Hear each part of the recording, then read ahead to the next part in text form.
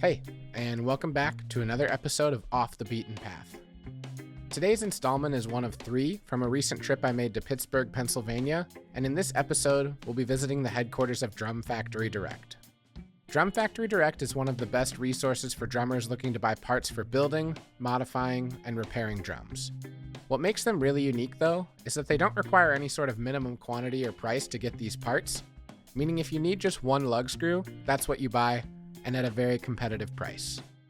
I've personally been using DFD for well over 10 years at this point, and it's always my first and usually final stop for the many projects I do. In this video today, we'll be speaking with Mike Dawson, Chief Creative Officer, as well as Maia Willie, Chief Executive Officer. Before we get into the video, I want to remind you that I'm creating new episodes in this series each month, so please consider subscribing to my channel to stay up to date on all the future installments, along with all of my other regular video releases. So without any further delay, let's take a look inside the headquarters of Drum Factory Direct. What's up? Welcome to Drum Factory Direct. Come on in. So we are in the land of drum hoops. This is probably the most heavily trafficked lane here at the Drum Factory Direct warehouse. And the first thing I noticed is this is not like your standard industrial park warehouse building. This is, I don't know the exact history, it's an old Catholic church that was, deconsecrated and put up for sale. So the folks at Drum Factory Direct bought it and been operating out of here, I'm gonna safely say, at least a decade. But it's been awesome. I mean, you can't find this sort of experience anywhere, right? I mean, no. It's cool. There's a choir loft, there's a lady chapel, all the shipping and packing is done on the altar. We've got confessionals full of hardware back here, so it's pretty wild. And I think it kind of fits this like grand theme with drums and working on them is there's a recycling element and repurposing. So a lot of what you guys do with selling parts is like giving a drum that may exist or a shell that exists new life or augmenting it or fixing it. And it's like this building is kind of a testament to that motto of like, we don't need to build something from the ground up. Let's take this space and give it new purpose. That's right. Keep it functional. And it's right in downtown Pittsburgh too, so it's easy access to literally the parkway is right above us outside. So, deliveries are easy in and out. But yeah, this is the number one, this is where you start. If you're gonna recycle and repurpose your drum, I would say hoops is your first step, right? We've got everything. These are no flange, single flange 3.0s if you want to go for an old vintage look, but it's actually a real heavy, sturdy hoop. It's kind of like a die-cast sound, but it looks like an old style. Stick choppers for the fans of the old, I guess that would be Gretsch that did the double flange stick choppers. Single flange for the true vintage style with clips. And we've only gone, 3 feet down the aisle here? Yeah, and I think you're bringing up a great point is like, people are familiar with the idea of how much you can do by changing heads, right? Going single or coated or the thickness or some of the other advancements they've had in heads since then. But there are a lot of parts that influence the sound, albeit like, could be a 5 to 10% change in the total sound, but when you tinker with things like the hoops, the heads, the snare wires, even the lugs, that all kind of adds up to create a huge variance you can get with any drum. Yeah, 100%. I mean, I think drum heads is obviously the first place you would start to experiment with sound, and I recommend everybody experiment with all kinds of heads. That's something I'm still on a quest to find the perfect drum head combination. But single ply clear versus a double ply coated, you can turn your drum into a totally different thing. You can do probably half as much of a difference with hoops. Like these are S hoops. If you never experimented with those, they're like a chunkier version of the stick saver. Will really focus your drum. Like if you're a fan of Gavin Harrison, think of his drum sound, real focused, he uses those. If you want to open it up and have it really get as much overtone and kind of the most dynamic sensitivity, these single flange, I mean, it'll be 2 totally different experiences with the exact same drum, just with these 2 hoops. And then there's all different combinations with, the die cast. So I say everyone should own your standard triple flange hoop, a die cast hoop. Then it's like what variation do you want? Do you want your drum to be more open and sensitive for the lower volume? Then go with a thinner hoop. Do you want it to be even more kind of powerful or chunkier? Go for a wood hoop. But I think just with that, you can get 3 or 4 different drum sounds out of just one snare drum or one tom. Yeah, and for people who aren't aware or maybe not ready to make the investment of trying a variety of different things, you've done a really good job with your podcast of experimenting and kind of showcasing through that what those changes might do on the same shell. Yeah, we'll be doing a whole lot more comparison videos once the new website launches. That's one of my huge initiatives, is to compare every possible combination. Because, you know, I know coming up, if I would have had a reference point to be like, well, why should I get die-cast hoops? I would have learned early on, I don't really like that sound. It's not for me. It's for some people, it's not really for me. I didn't have to, instead of investing a couple $100 in a set of die-cast hoops and realizing I don't love that sound. So that's a big goal of mine, is to just share all that and kind of demystify it and also possibly bust some myths about it. Yeah, I think the die-cast hoop is a great one, because growing up and seeing magazines and different levels of drums, that was something usually reserved for higher end drums. So you just assume it's a higher quality part and it's going to make your drums sound better, but it really depends what you're going for. And sometimes the cheaper option might be more what you're after. And the feel of the hoop is very drastically different. Like the sound of a die-cast, I think, is cool. I don't like the feel of it. So it just kind of, I don't like the way it responds to a rim shot. Sure. But whereas I like the softer feel of these brass hoops or these single flange hoops, but maybe that sound isn't really what I want. So like with a single flange hoop, the drum is going to give you all the overtones. Well, if you're in a studio and you want control, that's going to be the opposite of what you actually need. Then a die-cast will actually give you the sound. So it's balancing. I like the feel of that, but I need the sound of that. Well, then I have to sacrifice the feel for that sound if you're in the studio. But if you're doing live and you just want to feel good, then maybe I would go with the one that defaults to feeling better. So there's a lot of variables to consider, whether you're doing mostly studio work or live. And the die-cast is going to be way more durable. That'll bend. If you hit really hard, you'll bend that one out of shape. Yeah. So there's a lot of education that I'm going to be getting into here very soon. Yeah, those are really great points that I think, a lot of people think, of course, I would consider sound, but practicality, durability, it's all feeling is huge. So. And die-cast hoops will crack. If you're a super heavy hitter, die-cast you might think that's what you need, but it's actually not, because you'll break them. Versus a softer, like brass hoop, will flex with you and it won't break it. So there's a lot of options to consider. Well, and clearly there's a lot of variations. I mean, you guys are doing hoops, maybe 6 inches up to 18 for a lot of these. You can get sizes? 20-inch tom hoops on some sizes, but yeah, 6 to 18 in general. We even have 9s and 11s in some models for those. We have all the different hole configurations. Some of them are lesser, like I don't know if we're still doing the 5 lug patterns anymore for the Gretsch players out there. Certain sizes, but not the full range. Sure, yeah. I think they only did that for like 10 and 12. Yeah, exactly. Anyway, so yeah, there's a lot of options. So we've just tapped into, and then we haven't talked about, so these are the stick choppers. Just in triple flange world, you've got variations 1.6 millimeter, 2.3, you've got 2.5 solid brass, you've got 3.0. So there's 4 versions of a normal triple flange hoop that all feel and sound and have different durability. They're all different. So you can combine maybe a thicker triple flange 3.0 on top and a thinner one on the bottom to get a more sensitive snare response, but you can have the chunkier, kind of denser attack on top. And you can't tell because they look the same. So it's not like you're putting a die cast over a triple flange. They look like the same hoop, but one's just almost twice as thick. A lot of options. Black nickel of the no flange, like these are heavy. So they give you a die cast sound with like an old school look. Wood hoops in every possible variation. Unfinished, so you can paint them yourself. Some of them have the inlay channels, so you can put an inlay in it. So many options. Here's your little 6s. Yeah. So obviously hoops, that's something you can use to really augment any drum. But then you guys also offer a variety of other parts for, especially for people who are interested in kind of building or putting together drums or modifying. Yeah, so let's go to lug land then. So in this world, we've got all the possible tube lug varieties and all the die cast varieties.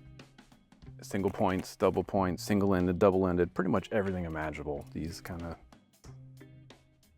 I don't know the model's name. That's AL04 for anyone interested. These are the ones we were talking about that are become kind of trendy at the moment. It's like a tube lug, but it's actually machined instead of it being a tube.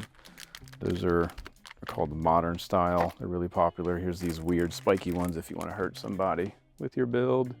Yeah, it's like a security system integrated into your shell. It's like a dog bite. All you need to know is the hole spacing on your drum of the existing holes, and make sure you measure from the center of the hole to the center of the next hole. And then we have all the different lengths of millimeters, 38, 25, 40. So you can literally just swap any lug in with what you have.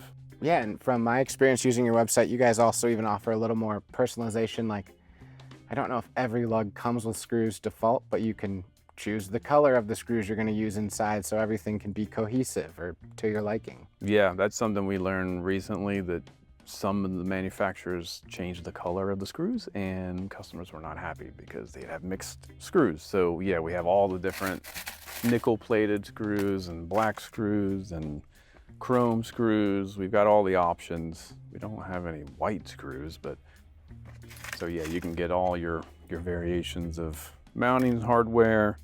I think all of the DFD lugs come with gaskets if you're a fan of those. You know, that's something I'm going to test on the new site is, do gaskets really dampen the shell like some people say they do? I haven't seen any proof of them being a problem, but I am going to test it. We're going to do some metal shell tests with and without gaskets to see what it actually does from a sonic perspective. And a lot of these parts are designs that you guys have worked with manufacturers Yep. to supply, but you also have, you know, standard issue Ludwig replacement lugs along with, you know, countless other brands for. Yeah, this is our Ludwig area, so you can get your official Ludwig replacement lugs of all different types. We've got the big ones, the small ones, anything that's currently available from the mini classics. I think we have pretty much all the Ludwig stuff in stock. We're adding SKUs all the time, hopefully getting the Gretsch stuff stocked up more. We've got Rogers parts. Well, and those brands are really critical because a lot of them have kept the same hole spacing and design over, you know, 50, 60-year histories, but Yeah. you know, you'll find an acrylite with cracked lugs and now you can rescue it. Yeah, exactly. They should all, you know, we'll get you there. Just let us know what your hole spacing. And then we also have like replicas that are factory made, like some of the Slingerland stuff, because Slingerland doesn't really exist anymore. But we have things that look like Slingerland lugs. But we have the classic beaver tails. It's a bit of a word of caution. The hole spacing on the new versions of these isn't going to necessarily be the same as the old vintage ones. You have to be careful, even the Slingerland copies. Yeah, but even now you guys have always done a great job detailing that on your website and kind of even an illustration of what the measurement points are. Right, that's the goal, to get rid of any error, because it is confusing, because you have to literally measure center of that hole to the center of that hole. It's going to be different than the actual total length. Super fun to just kind of flip through here and figure out, like I've rebuilt a bunch of drums since I started here and combined like new pearl lugs on an old ratty leady shell just to see what that would look like. Yeah, and I think drummers generally like to kind of tinker with drums. They're, you know, used to trying out different heads or different snare wires, so like it's maybe not so commonplace to experiment with lugs, but I would imagine you get a different sound from a tube lug as opposed to a big surface mounted lug where there's a lot of contact. Yeah, and these are solid brass. That's something that's probably not widely known. These are solid brass lugs, so they're going to vibrate musically with your shell more so than these die cast steel things. Like brass is used in musical instruments for a reason, because it actually resonates within the harmonic series, so the overtone series. So brass lugs will make your shell open up. Maybe not a wood shell. That's up for debate. That's another thing I'm going to explore. Is if we talking metal shells or all shells? That will explore. These are one of my favorites, kind of like the Michelin Man looking. What would you call that? It kind of looks to me like, not exactly, but similar to the Gladstone lugs on old Gretsch drums too. Yeah. They're all kind of The different referencing ribbing. something that historic. There's very few that are completely new. This is the place to be if you want to change your drum up, or if you just find, like, you can still find shells that have been stripped of all the parts. You can find those cheap, and then, I don't know, maybe $100 of investment, you can get a unique drum for you. If you are handy with machinery, you can buy these really nice raw shells. This is a walnut 5.5 by 14. I believe it's a 10 ply, 8 ply maybe. So if you're handy and you know how to operate a drill, these have bearing edges already cut on them. And that's probably the biggest, part of it that would be scary and tough to do for a first timer. Yep, they're already pre-cut 45 degree with pretty wide but shallow snare beds, so it'll fit a wide variety of wires. So you can just drill in your hole spacing for your lugs, build out a drum, put some finish on it, and you're good to go. So we don't have any wood shells that are pre-drilled, but we have metal shells that are pre-drilled. So if we go around here, tension rod world, you can get all your different tension rods. I think all of our DFD brand have integrated washers. Okay. I don't know if you noticed that. So they won't fall off. They'll never fall off. Snare wires of every size. I think we go down to 8. Stainless steel ones, which sound great, brass. Snare wires for a tiny little 10-inch drum, which sound really cool. I did test a bunch of those. The sonic differences are minimum, but the visual, so it's all about like what type of, this has the copper end plates versus the classic, chromed end plates. This is all stainless steel, so if you're going for more of an industrial look, you can go with that. And feel confident that the sound is going to be pretty normal, predictable. Yeah, I think that makes sense. There's, the same way people with vintage cars curate every aspect about it. It's like, I see drummers who have these vintage kits, and it's like, well, of course I want vintage cymbals to set up with it and vintage stands to set them up on, and I want to put them at the angles that Ringo played at or something. Right. Yeah. Hey, I don't So fault you can anybody. get deep. Yeah, and we have all the Canopus stuff we've added. All their wires are here, including like I think that's for the Ludwig Super Sensitive. We have, like I said, if it exists, we probably have it. Stainless steel tension rods, which I think is unique for us. Yeah, more Canopus, Pearl classical symphonic snare drum wires. Yeah, so here we go. If you just want to mess around and build your own drum without having to do any work other than choosing what you like, putting it together, this is a 6.5 by 14 steel shell with a center bead, pre-drilled for 10 lugs with bearing edges with snare beds. So you can literally buy this, pick the lugs that you like that'll fit this spacing. With this case, you have to use a long tube lug or 2 single points. Get the hoops that you want, get the heads that you want, get the wires that you want, and you've got your custom. Yeah, just a snare throw and butt plate, and then you're good to go. And you've got your own kind of unique to you custom snare drum. I think it also has an air vent hole pre-drilled. But then again, we also have metal shells that don't have any holes, so you could drill your own configuration. Got some brass, got the hammered bronze. These are pre-drilled. You can just throw your parts on. And that's just snare drum shells.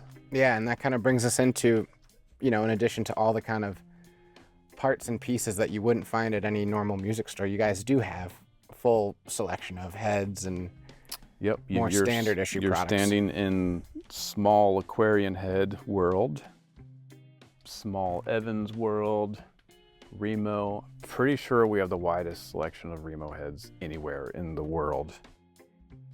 UV stuff, yeah, it's all here. Stands, we've got Roger stands, Gibraltar stands.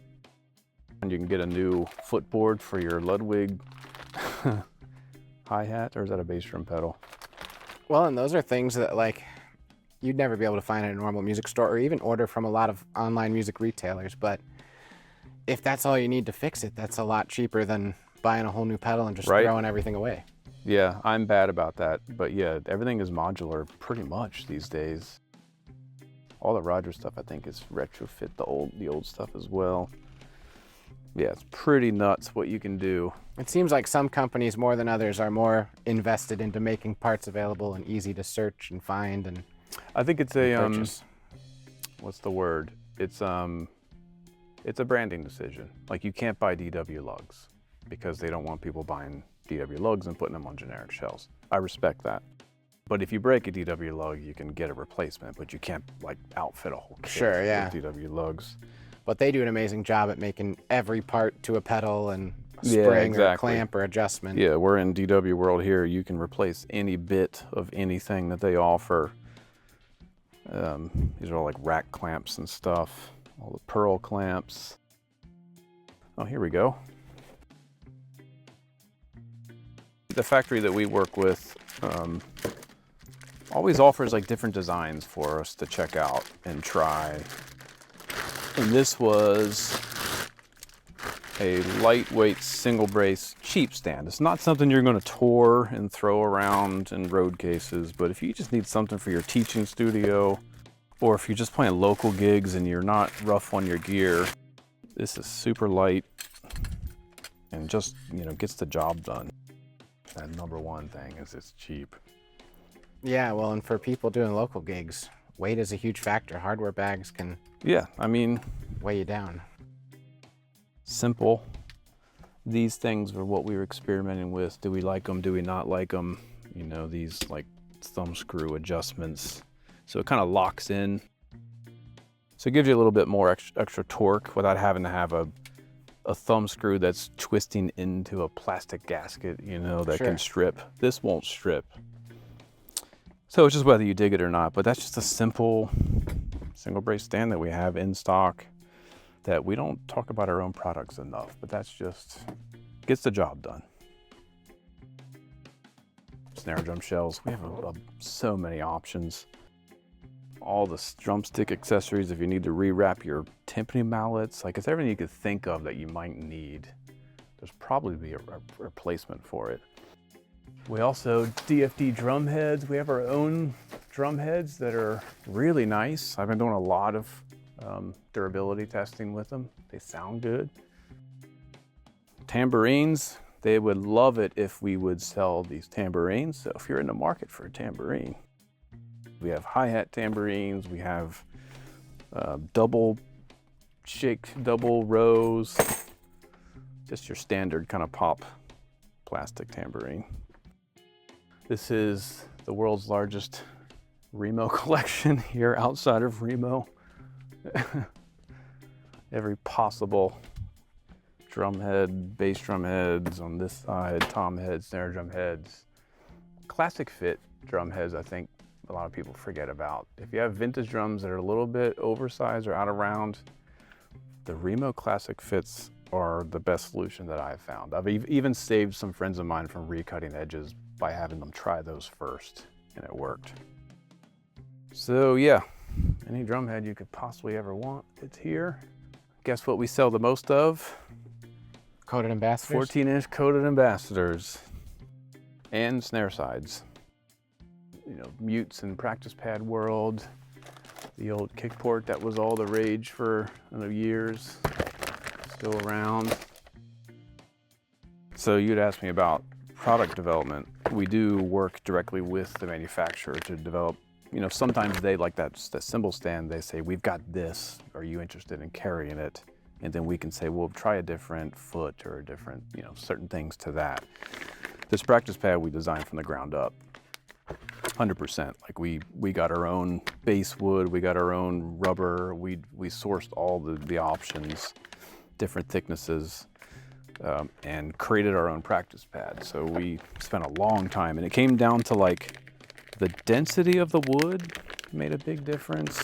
Okay. Things you wouldn't even think about, like when they sent us the prototype prototype 1 versus 2, the only thing that was different was the wood, and it felt very different. It was weird. So we were able to get double thick closed cell foam with the fabric on top. This feels like a floor tom. And then medium soft rubber on top. We tried to go softer and it ended up actually being diminishing returns. It had no rebound when you got too soft. So it's like it's a thicker, medium soft rubber on this side. Feels like a snare drum. So this pad, you get the strength and conditioning side and the more kind of rebound side from this. So we built this from the ground up, super proud of it. Sold a ton of them at Basic. I think we sold 50 of them. We sold out. So it was a lot of fun to develop it. And I got, our graphics team designed the packaging, which is super fun, kind of going for an old skateboard style, Vision Streetwear aesthetic with this. So yeah, this is something that we were able to fully develop. It was our first foray into that. So we have a lot of other ideas we're gonna explore next, but this one's available. I think we're still running a special where you get a free pair of sticks with the pad. So this is the altar of the church. This is where all of the packing gets done here. All the receiving comes in through the back door. It comes into here. The guys log it and then restock it. So every day, I think by 3 o'clock, all the packages are out the door. So yeah, everything gets boxed up in as small of a package as possible, lightest packaging possible, most secure packaging possible. So we're minimizing waste. You can see we're recycling packing material for every time a receiving comes in, we reuse the packing material. Got the new drum set magazine, just hot off the press. Percussive Arts Society's new magazine, which I've been honored to be the managing editor of. So we sell that here. No one's seen this yet. By the time this comes out, we'll be on the next issue, but. Yeah. Cool, and then you also got a wide variety of sticks, mallets up here as well. Yeah, we have, this is Ahead sticks. We carry pretty much all the Ahead synthetic sticks. This is ProMark World. Pretty much every ProMark drum set stick and mallet and accessory. We're getting into their keyboard mallets and marching stuff gradually, but it's pretty well stocked. Vader World, we've got all the Vader SKUs pretty much. The Balters, we just added a lot of this stuff. We've gone super deep in mallets and bass drum beaters in the past year. Zildjian sticks. Yeah, these are the DFD Practice 5As. They're like $5. They're just, we call them Practice 5As because they're just inconsistent looking, but they're totally fine. You could use these for shedding instead of. And that's a cool aesthetic too on its own. Yeah, right. It's our merch, our t-shirts, more shells, which we stick everywhere we possibly can. Yeah, shells are hard to, you can't nest them if they're all the same size and can't really compress them or anything. Vic sticks, marching sticks, drum set sticks, everything possible. We've expanded into all their combo, dual tone sticks. This is where we've added all the keyboard mallets, like even the brass glockenspiel beaters. We've got them all. Trust me, I had to write the descriptions for all these. That's a lot of stuff we've added. This is all the Vic Firth bass drum, marching bass drum beaters. We've got all those in. The fluffy ones. Ralph Hardiman stick, which is by far the most popular marching snare drum stick. Tom Gauger bass drum, ultra staccato concert bass drum with like a, what is that, like a chamois beater? Yeah.